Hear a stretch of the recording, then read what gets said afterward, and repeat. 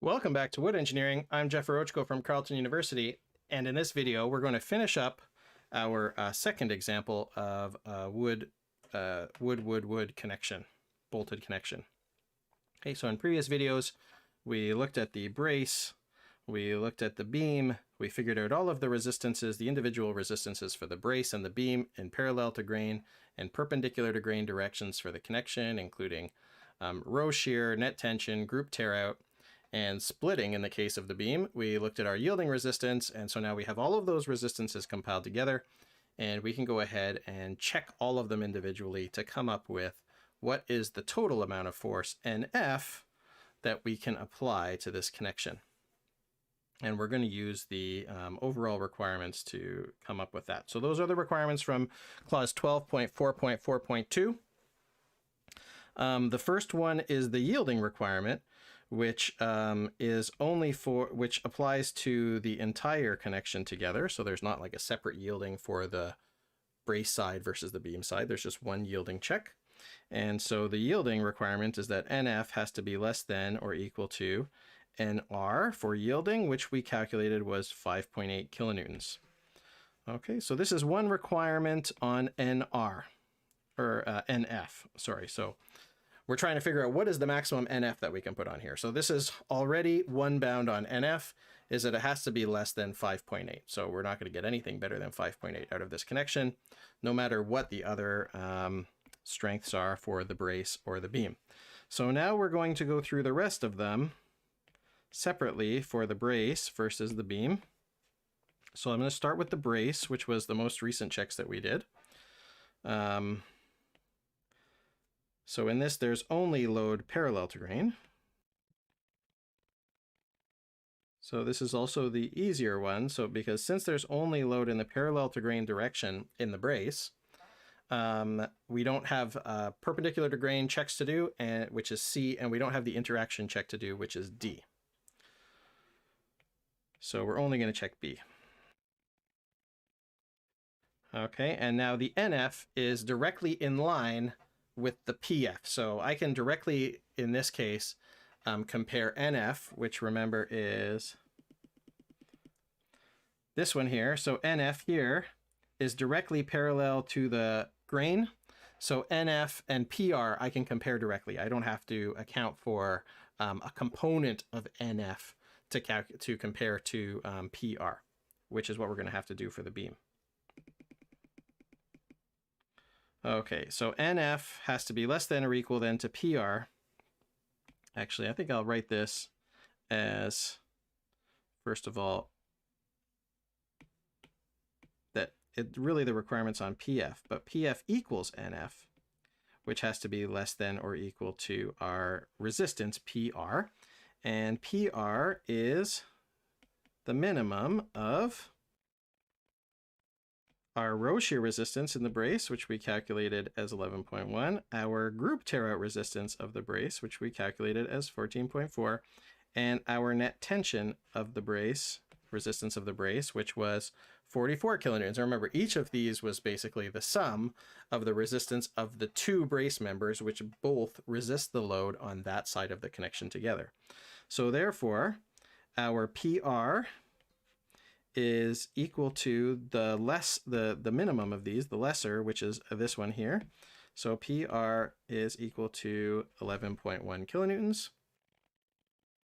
We anticipate then that we're going to get failure in row shear if we didn't have it in yielding. And therefore, NF has to be less than or equal to PR, which equals 11.1 kilonewtons. So this is our second requirement on NF. And you'll notice that it is not as stringent as the yielding requirement on NF. So for yielding, it had to be less than 5.8. For parallel to grain failure of the brace, it has to be less than 11.1. So our connection will not fail then in the brace. Okay, now we need to check the beam.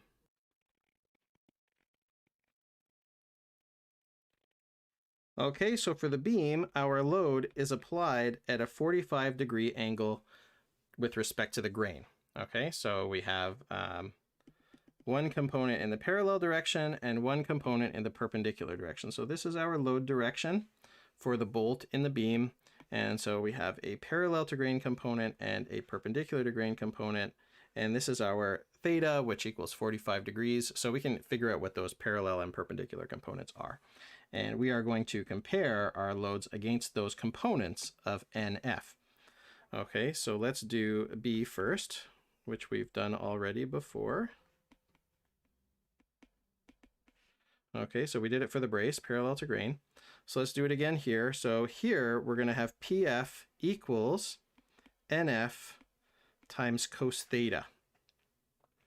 Okay, which has to be less than PR. So the requirement for parallel to grain is that PF is less than PR.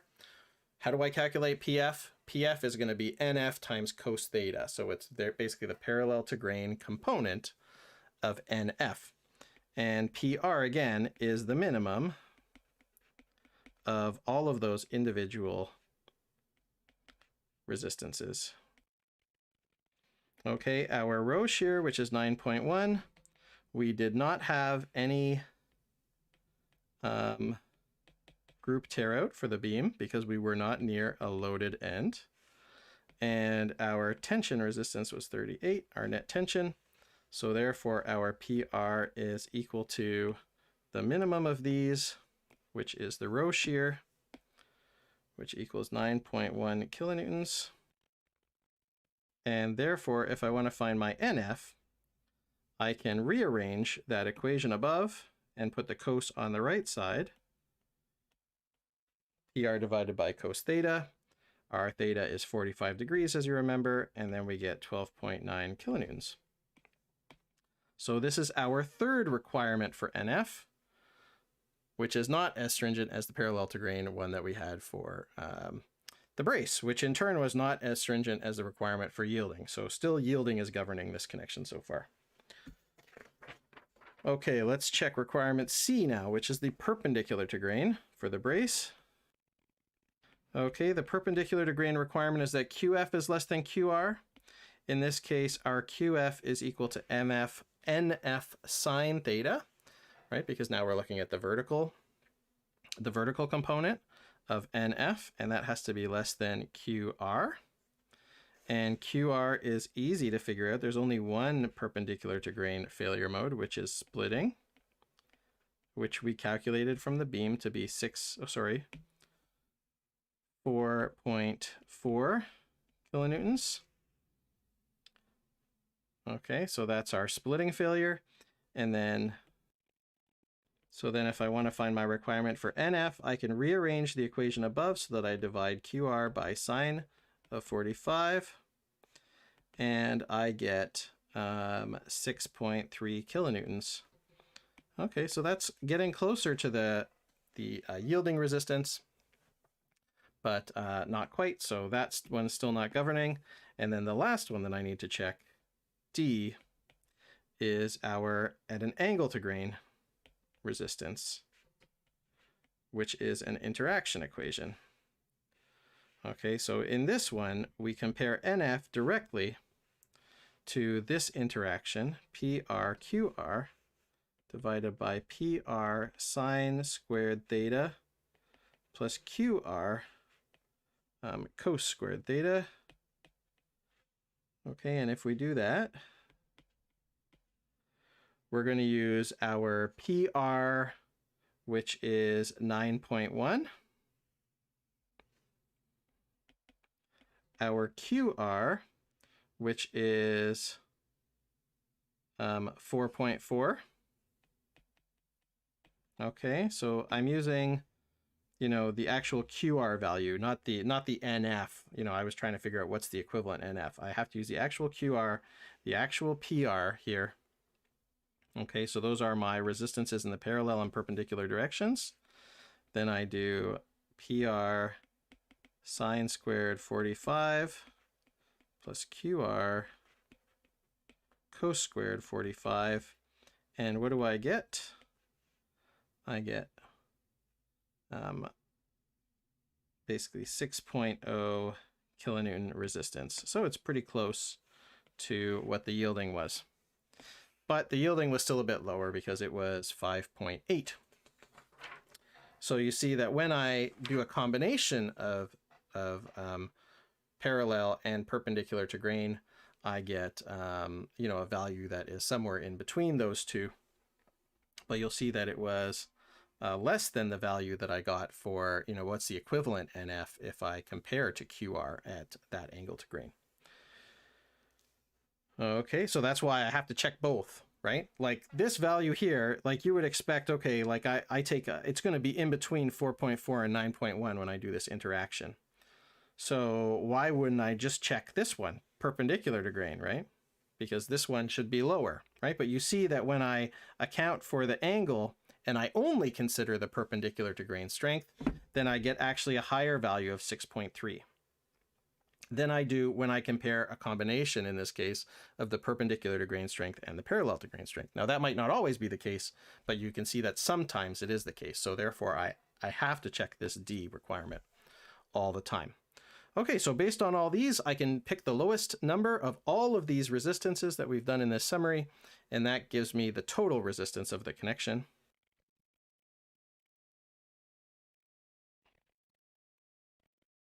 Okay, therefore my maximum NF that I can apply is 5.8 kilonewtons. And we expect that the connection will fail in yielding. Now these two are so close together, 5.8 and 6, that in reality, like if I were to do a test of this connection, could I guarantee that the failure is going to be in yielding because that's what this equation says?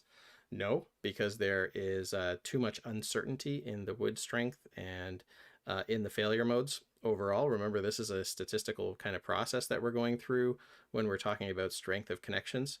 So I couldn't say for sure which one is going to happen, but I can say that 95% of the time my strength is going to be greater than 5.8. That's the idea of the standard. So now I've gone through this whole thing and I figured out my overall strength of the connection. And in the last bolted connection example, we're going to look at how to design a connection from scratch instead of checking one.